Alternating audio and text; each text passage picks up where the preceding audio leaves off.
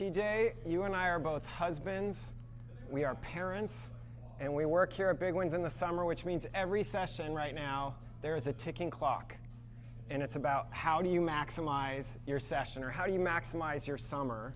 And I thought it'd be a good idea to go through the 3 foiling sports we are getting asked the most about this summer to figure out which one may be for our loyal and trusted customers out there. We've got winging, we've got pocket winging, which this seems a weird representation of a sport, which goes right in there, and then we've got subfoiling. These are the ones we're talking about most. We're gonna go through how they stack up in accessibility, livability, and ease of learning. Starting with winging, the one that's actually the older ones of the sports here, which is really weird. That's what, 3-4 years? Yeah, I mean, since COVID basically. Yeah. 2019, I think, was the first year that we started seeing wings here at the shop, and a lot of people were questioning it. It was so new. I know a lot of folks are scratching their head like, will this really ever take off? But we found pretty quickly that the accessibility was a huge factor in it, right? Absolutely, don't need a lot of wind. Yep. Great for real world locations. Yeah. And then frankly, for a lot of old time windsurfers like me, there's a lot of crossover in terms of the wing handling at least. Man, especially with a boom these days. That's right, that's right. And then in terms of beach access here in the Gorge, for people coming from kiting, you can launch these anywhere and you don't need a partner to do so or land it. Thank you, windsurfers, for your years of dedication creating those spots for us. And finally, I think it's pretty easy on the joints once you're up and flying. There isn't a lot of load on the arms. There's definitely not a lot of impact on the knees. For those of us getting a little more mature like myself, good things. Yeah, we're seeing like pretty much every generation from young to old getting involved in winging and loving it here. Yeah, absolutely. From a livability standpoint, obviously pretty small, easy to pack up. Super compact, travelable. Yeah, it doesn't require a ton. It's like a board, a foil, a couple leashes, and a wing, and you're good to go. And total upwind independence, no shuttle partner needed. Shuttle partner just needed. Go. Yeah. And then from an ease of learning standpoint, within the realm we're talking about with pocket winging and subfoiling, I would imagine, in my mind, I'm not going to say it's easy, but I would say it would be the easier of the two compared to the other 2 sports we're looking at. Yeah, indeed. I mean, we have our hook center teaching on a daily and seeing a lot of success with the newbies. It's like they take 1, 2, maybe 3 lessons and they're coming into the shop and grabbing their own gear. And then they're independent and off they go. Yep. Okay. Winging's here to stay. Okay, now the one that I am kind of fledgling through, subfoiling, which you are kind of considered the pioneer of here in the Gorge. Yep, I've been doing it a while. Yep, I mean, I would say, for me as a parent, what I love is when I load my subfoil board and paddle, there's really not much to forget. I have a board, a paddle, and a foil. Yeah, it's Done. even more simplistic. Yes. No wing, no pump. Absolutely. Just paddle. And the other thing I like is I can practice it in no wind. There's really never a day I can't work on this. And no wind, I work on flat water pop-ups. Yeah, there's plenty to work on, whether it's windy or not, right? Yeah, and in the winter, I'm so bad at it, it's very aerobic, so I stay plenty warm no matter what's going on. Yeah, it's this that actually has opened up the doors to year-round foiling for me. Perfect.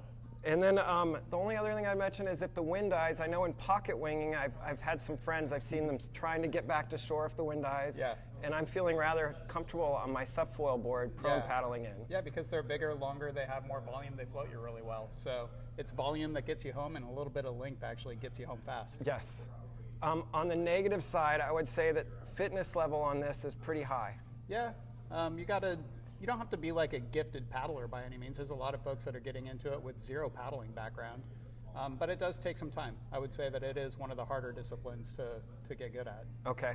And do you feel like fitness is a mandate, or do you feel like it's a nice to have? The gears come a long way. So you can always get bigger board for the bigger guys, smaller board for the smaller folks. But even the paddles have come a long way. We've got foil-specific paddles now that really allow for, I would say, a quicker road to success than it had been in the past. Okay, so really what you're saying is I have no excuses. No excuses. Okay, and then I would say on the negative side too, as a parent and as someone who's got a ticking clock on my sessions, I often have to coordinate, like there's a shuttle. Yep.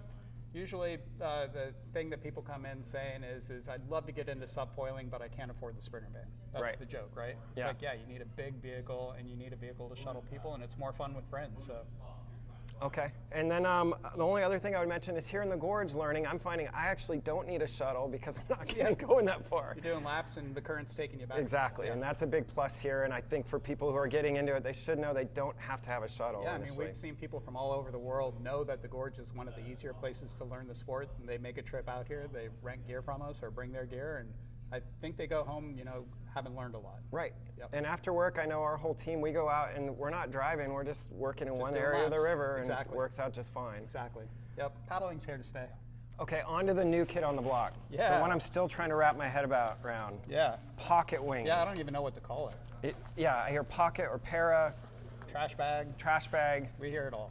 Okay, so the idea behind this is you get to basically do downwind riding on a really small board, hands-free. Yeah. You can put that away. Hands-free, smaller board, sometimes faster foil.